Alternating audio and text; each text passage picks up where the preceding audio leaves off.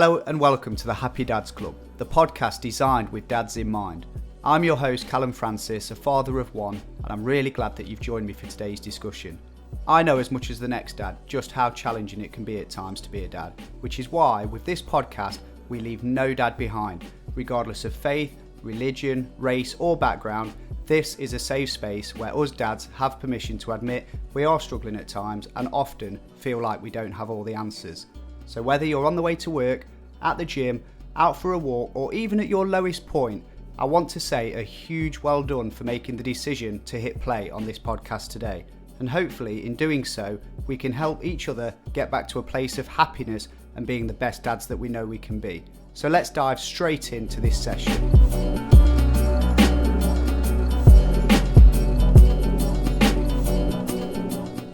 On today's episode of the Happy Dads Club, we're going to be looking at the power of a good dad, and particularly the difference it can make to a child's life having a good dad, or at least a good father figure. It's important I mention that because I'm aware that there are many types of dad in the world that we live in today. We have biological dads, we have stepdads, we have even friends of the family that at times have stepped in, and although not biologically a father, they certainly play a role of a dad in a child's life at times. We can have same-sex partnership dads. So I just want to emphasise that this episode today really does involve every type of dad that there is. We can all play such a significant role in a child's life. For me personally, this episode really strikes a chord with me, and it's an episode it's been in the making, be it mentally, for a long time. For those that don't know, unfortunately I grew up in an environment where there wasn't a father around. I unfortunately lost my dad when I was about 6 years old. He had an addiction to alcohol, which eventually took his life. So I'm very aware of the void or the hole that is left when a father figure isn't in your life. And that's why I think that it's important that we record this episode today, to try and help some of the dads out there in understanding the role that they play in their child's life, basically. So as I've said, this episode is for every type of dad out there, and I really hope that by listening today, you take something away from this, and you identify areas where you currently may be able to improve on. And there's no downside to that. If we can identify areas where we know that we can do better, then that is truly amazing. And then it's on to us to go out and actually get to work, basically, to get to work and implement the ideas that we've had and the tools that we've gained from listening to things like these podcasts. So all dads, please listen in, and hopefully we can help each other become the best dads that we can be and get back to that happy place. Now, before we really get into the meat and bones of this podcast, I just very quickly want to share with you some of the recent findings by the Children's Society. Now, they do the Good Childhood Report, and their latest report, which was created in 2020, it really does highlight some of the areas where we, as parents, it's actually quite shocking and upsetting. I mean, it was for me when I read it, and this report is available online through the Children's Society website, and I would advise any parents out there to go and take a look and just have a moment reading through it and just take on some of the findings and understand if there's anywhere upon reading the report where you feel that you could make a difference in your child's life, or if your children may be struggling with some of the things that the report has highlighted. And just very briefly, some of the key findings of the 2020 report are that the average happiness with life among 10 to 15-year-olds in the UK continues to decline. Children are becoming less happy with their friendships. 15-year-olds in the UK are among the saddest and least satisfied with their lives in Europe. And very quickly, I just want to share one last sort of finding from this report, which really does sadden me. And that is that there's estimated to be 132,000 children in the UK alone, aged 10 to 15, that say they feel that they have no close friends. Now just think about that, because this one really hit me. And my child is only 6. He doesn't fall into this age category, but I know many of the listeners will have children in this category. 132,000 children in the UK feel that they have no close friend. Truly, truly saddening numbers.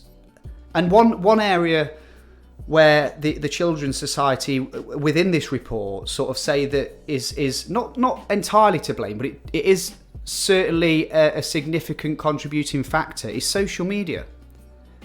You know, a lot of kids, as us adults do, we live our lives online in this virtual world now, and it's great having all these followers, but the reality is a lot of them are just virtual followers. They're only there for as long as we have battery in our phones. The moment our battery dies or we lose connection to the internet, those friends or followers completely disappear.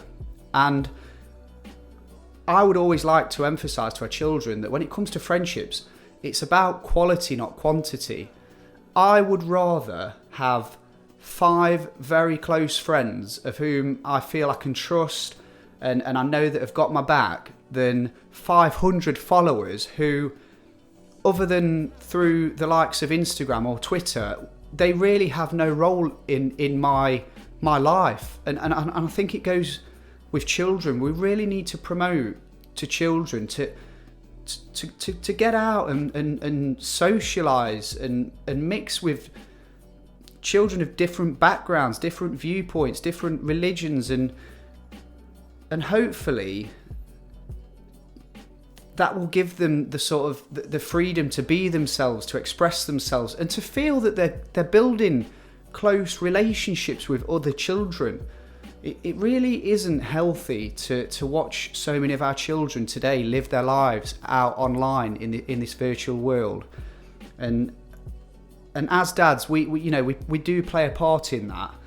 And whilst I'm on this topic of childhood and dads, which obviously forms the basis to all of our podcasts, in my own experience, as I've mentioned earlier, growing up, there was no father figure, and even to the point of no granddads. There was no granddads for me either growing up. Now, the hole that leaves, the void that leaves, it's one of those where sometimes in life you will go through experiences in your life, possibly as a child, where you won't realise the impact of that experience until many years later. From my own experience, the loss of a dad really hit home for me when I became a father myself. You realise that everything you're doing for your child as a dad wasn't done for you as a child. Now, I know that people step in and they do their best. You know, we have some amazing mothers out there that play the role of mum and dad, and often through no fault of their own, and they're doing an absolutely fantastic job. But sometimes there's needs that a child needs that can only come from a dad, and growing up without that, it is very difficult. And unfortunately, it's something that I feel as you develop through life and into adulthood, there's things that get brought to the surface that you never thought you would have to deal with as a child. So one area that I always used to struggle with is whenever I'm quite into my personal development and self-help books and seminars and events. And quite often I would be asked a question, and whenever it came up, it would quite literally just stop me in my tracks. And it was a question that I always struggled with. And what made it even worse was when you're looking around the room and this question's asked and you can see people scribbling away, it really drives home to you just how kind of, I guess, alone you've been in your development from childhood into adulthood. And the question is, it's always the same. It's list 5 role models for your life of whom you know and have had some form of relationship with as you've grown up. And this question always used to bother me, because the truth is I'd grown up in a world where I didn't really have any role models as such. And maybe my opinion of what it takes to be a role model has changed over the years, and it's probably now that I've come to realise that certain things that I was putting a lot of importance on a few years ago are not the same things that I find important today. An example, if someone said to me a few years ago, tell me somebody who is a role model in your life of whom you know, who you've had contact with, I would naturally straight away look around and see, who do I know in my life who's got the most money, who's got the biggest house, who's got the best sports car, who's always wearing designer labels, always just, flashing money, because that's what I based my opinion of success on. And you can't have a role model of somebody who's not successful. And because I thought success was those things, of course, I didn't know anybody that had an abundance of wealth in terms of money and material things. So therefore, this question, whenever it came up when I was on an event or in a seminar, it would always just stump me, because I just hadn't got those connections in my world, in my childhood and in my journey through life. And when I could see other people scribbling away, it really used to just drive home the sense of lack that was in my life. Because the follow-on question to that was, once you've identified these 5 people, it was then, what can you then do to sort of re-establish a relationship with this person, or to get this person to become more involved in your life, i.e. reaching out, sending them a text, giving them a phone call, dropping them an email, asking how you can help them so that they can become more of an influence in your life, to then help you develop and become more like them, so you can become like your role models. And again, this is something that really, it really stuck with me, that I just didn't have those role models. And one thing that I always tell myself, my son's 6 years old now, soon to be 7. One thing that I always tell myself, because of my experiences in identifying role models as I've grown up, all I ask for and all I strive for in my life is that if my child was ever asked to name a role model in their life, without any hesitation, without any time to think, their instant reaction to that question would be, my dad. And I know there's a lot of other dads out there with that same desire, that same want and wish, that when their son or their daughter is asked, name a role model in your life, they can say, with no sort of moment to think about the question, or to sort of analyse it and internalise it, and then, rack around in their heads of, who do I know? It's just straight out, my dad. And they could very easily then articulate why their dad is their role model. Now, I also hope this is true for mums as well, because as I've said, mums are amazing, and their role is so important in a child's development. And some mums, again, through no fault of their own, it's become the norm for them to go over and above the role of mum. They've taken on the role of mum and dad in a lot of occasions, and particularly I'm a child of that situation. And like I've said, my opinion of a role model has changed significantly within the last few years, and a lot of that is based on the events that I've had to go through over the last couple of years. So it's really understanding what can we do as dads. And again, I'm emphasising here, this is all dads, not just biological dads, stepdads, even fathers-in-law. You know, if your son or your daughter's married somebody, like, you play a role in that person's life too. You're just as important. So how can we go about ensuring that our children see us as not just role models, but superheroes? They're go-to people, somebody that they can rely on, somebody that they don't have to worry about or stress about. They know that we've got their backs, and that's how it's always going to be. And I know there will be things in life, particularly if you find yourself as a single dad, who is no longer in the relationship with the mother of the child. It can make things a little bit difficult, not always, but we just need to be showing up. We just need to be showing up regardless of the situation. We can always do the right thing. We can always make the decision to do the right thing. And doing the right thing is something that is so important for your children, and it will always be something your children will remember growing up, that their dad, he was always someone who did the right thing. So, with that being the framework of today's podcast, how can we be or ensure that our children see us, their dads, as role models? And I think the easiest way to break this down is to introduce you to something that many of you may already be familiar with. I know that quite a lot of the times in industry, they discuss this very framework as part of sort of training of teams and individuals. And it's that of Abraham Maslow's hierarchy of needs.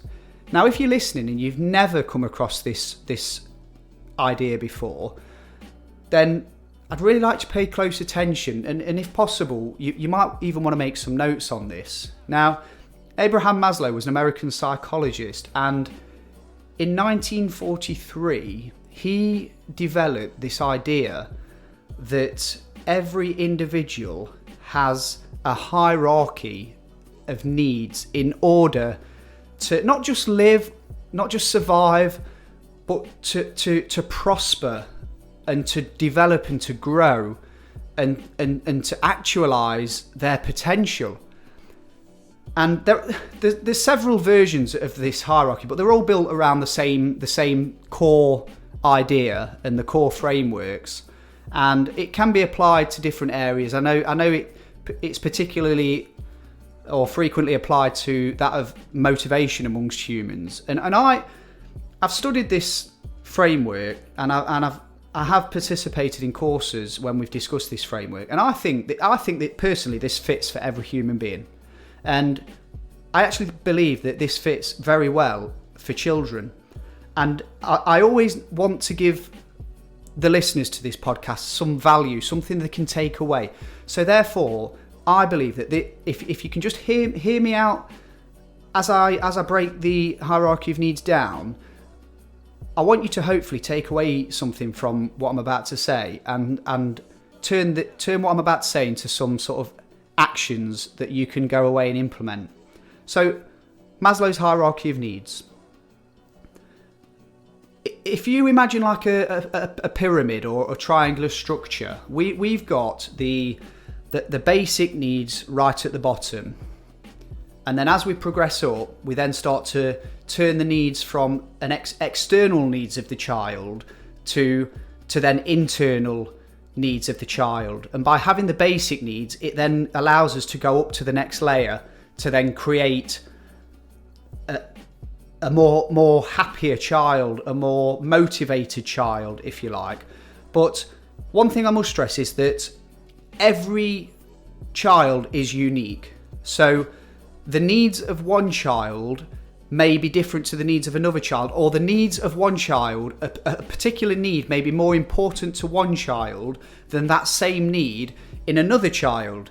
But what I'd like to say is that this is just a core framework, and you can pick away at it and take bits away as you see fit, and apply them to where you believe. You may look at some of these needs and think, well, I'm already there with that on that particular need with my child, so I haven't got to worry about that.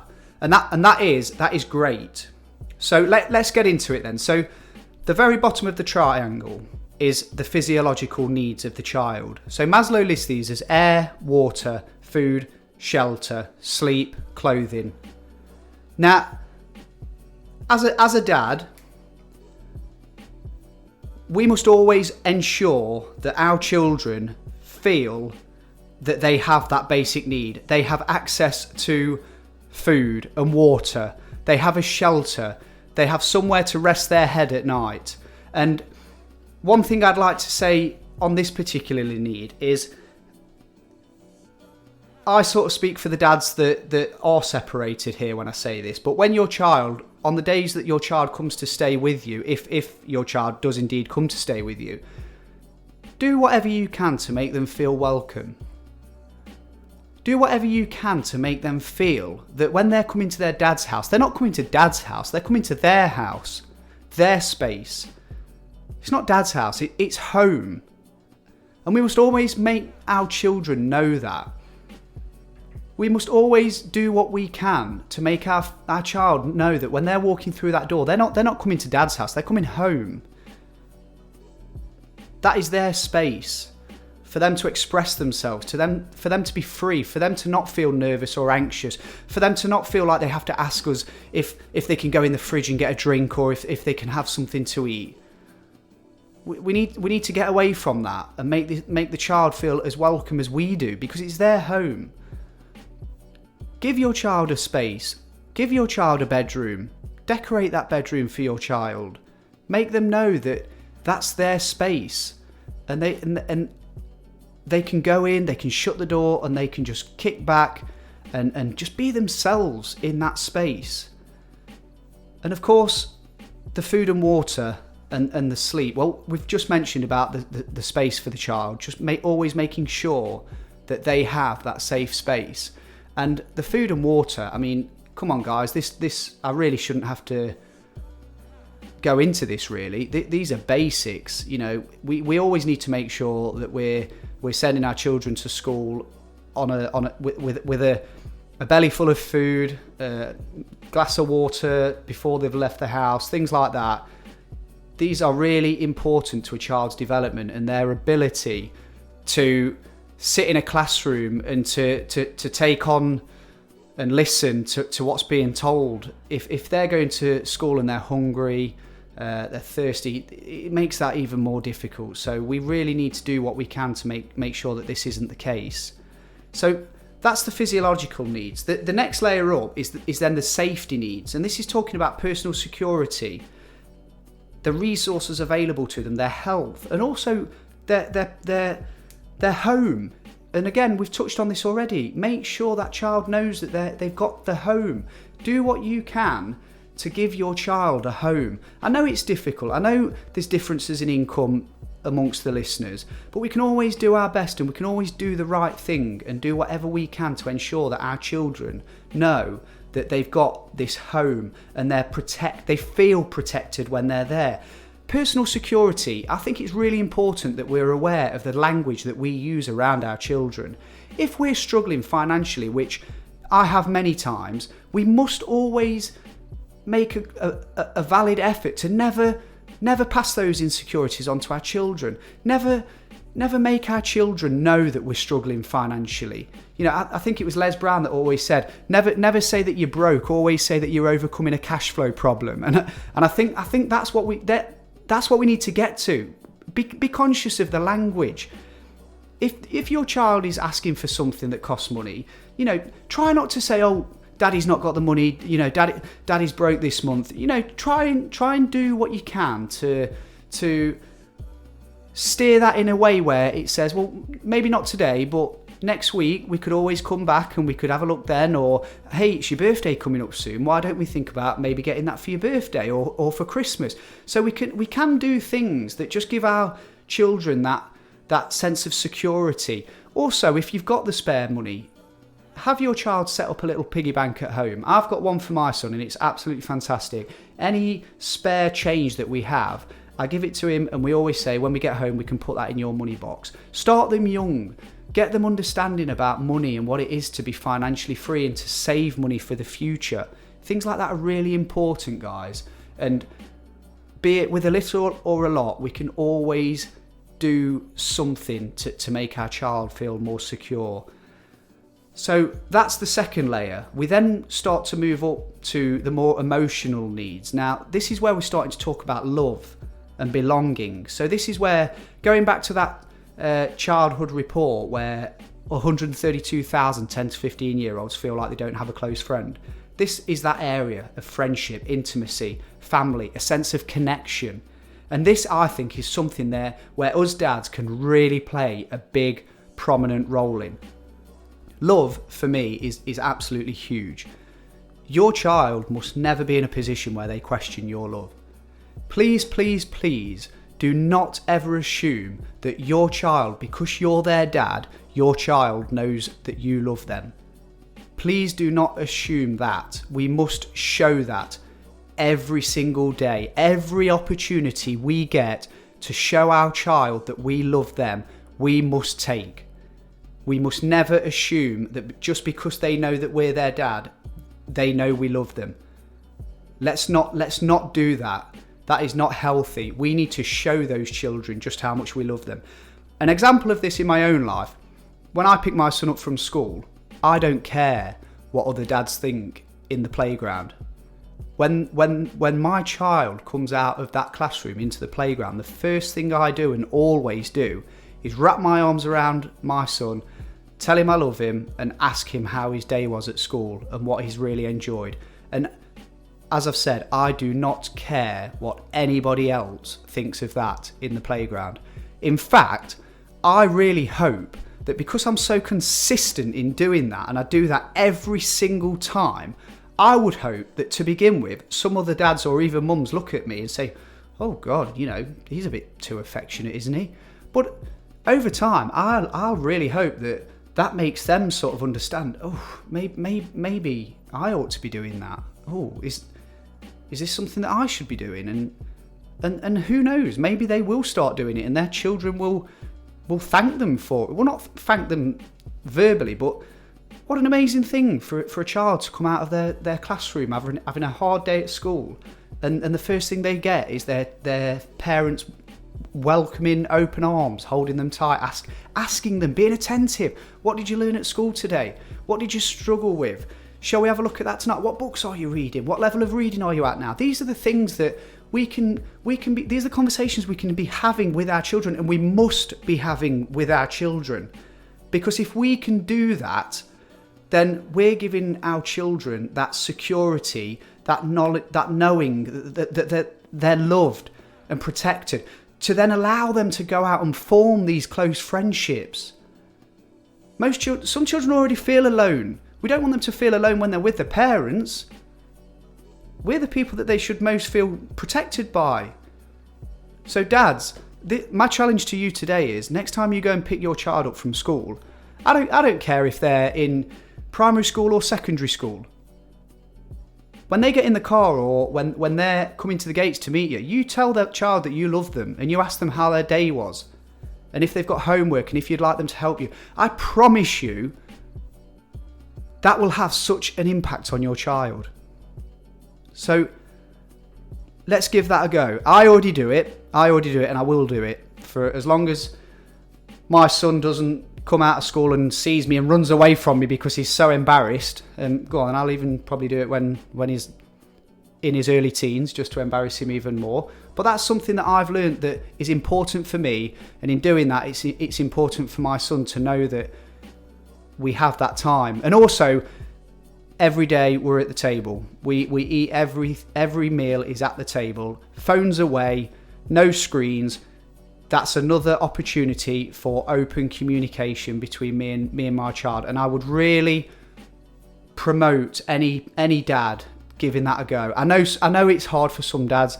You may not have the space where you can eat at home and that kind of thing. But we need to take every opportunity we can to create an open environment between us and our children. And we need to be accessible.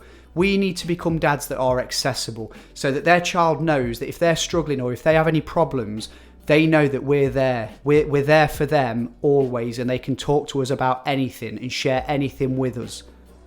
So that's the love and belonging level. The next level, it's now starting to sort of really point towards the child, and having those 3 lower level needs is really going to support this level. And it's all about self-esteem. So it's your child feeling like they have a lot of self-esteem, a lot of self-worth, recognition, status, strength and freedom. So the other below needs have all fed into this. And I think here, recognition is the one that stands out for me. Recognition. Your child needs to know that when they've done something good that's noteworthy, we need to make sure that we recognise that, and they know that we recognise that. Schools are very good at this. Schools, when a child does a good bit of work, they will praise the child. They have things like Star of the Week or stickers. We need to continue that at home as dads.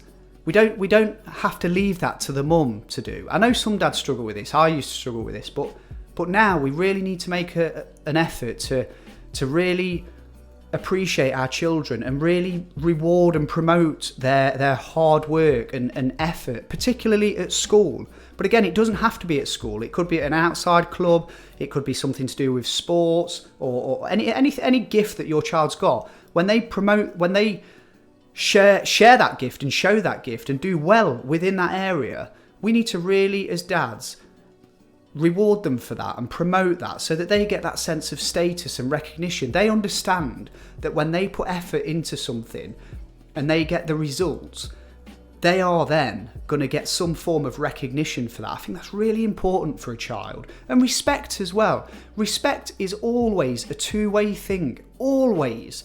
And it must be reciprocated. Because you're a dad or you're a parent to a child, that doesn't mean to say that you get to show any less respect to that child. They're learning from you all the time. They're modelling your behaviour all of the time, particularly in young children. Going back to this role model, you will be a role model to them, be it negatively or positively. It's your choice. And we must always be aware that a child is modelling their view of the world on our behaviour. The way we talk to people, the respect that we show people, your children will mirror that. So I always make sure that with all children that I interact with, all children, I give them such respect. I listen attentively. Just, I'm not waiting to jump in and give them my opinion. I sit and I listen. Phones away, screens away. They have my undivided attention, and that's respect. And you will find by doing that when the time comes for your child to respect you, you won't have to ask for it. It'll be there. They'll readily show you respect because you do the same with them. Okay, so that's the 4th level of the triangle, and the absolute pinnacle of the hierarchy of needs, the top of the tree, top of the pyramid. Once you've got those 4 things locked down and your child can feel all those 4 things are met, that is then when your child can self-actualize their potential. They can then feel that they can move forward and exist in a world where they can be the best version of themselves. And how amazing would that be? How amazing would it for your child to know that they've got everything within their environment to nourish their full potential in whatever area of their life they choose to express themselves in? That is to me, the goal of every parent to give their children an environment where they can absolutely flourish and grow to almost, well, unlimited potential, immeasurable potential. They can do whatever they want. They can realise anything. They can go after their dreams, and they haven't got to worry about all these other things being met. Their security. Do people love me? Do I fit in? Have I got close friends? Have I got food and water when I get home? Will I even have a roof over my head? We need to be dads that absolutely smash those things and give our children the best possible chance of being the best version of themselves. So dads, I know this one's been a little bit deep. I know this one's been a longer than normal podcast, but there's been a lot to get through, and I really hope that by introducing you to the hierarchy of needs, it gives you tangible things to work on and areas of your life where you can look at honestly and truthfully and say, am I providing that for my child? And if the answer's no, it's time to start working on that and making sure that we are ticking that box for our children. We're giving them the best chance possible at feeling as though they are little superheroes.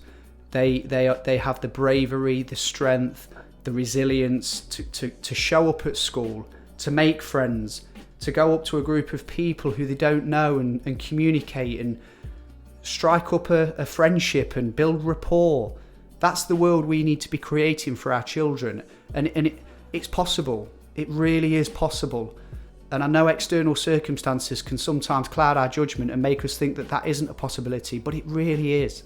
And it's on all dads, all types of dads. If you're playing any form of role in a child's life as a male, you are in some way playing almost a father figure for that child. So let's be conscious of that, and let's always be aware that children are looking to us as guides to show us how we have to behave and act in this world. And we always need to be aware of that. And we always need to be doing the best that we can be doing. So I hope you've taken something away from this podcast. Even me listening back to myself now, I'm playing things over in my mind and working out where I can go and be better. So it's been a good one today, guys, and thank you very much for listening. I appreciate your time. As I've said, it's been a long one, but I really do appreciate you all for listening. And as I've said, please listen back. This is quite an in-depth podcast, so you might want to listen to it 2 or 3 times, even more, to really get to grips with this hierarchy of needs and the importance of the role we play as a dad. And to end, I use the word power. The power of a good dad. Because that is exactly what it is. With being a good dad, we have power behind us. And we can pass that power on to our children so that they can move forward in life and be the best them. It's power. I've been Callum Francis. I've really enjoyed today's talk. I hope that you've got something out of it, as it's quite a deep one, but I hope that you've enjoyed it just as much as I have. Thank you very much for listening. For all inquiries or general contact, or if you'd like to sponsor the Happy Dads Club podcast, please email us at thehappydadsclub@outlook.com. Thank you.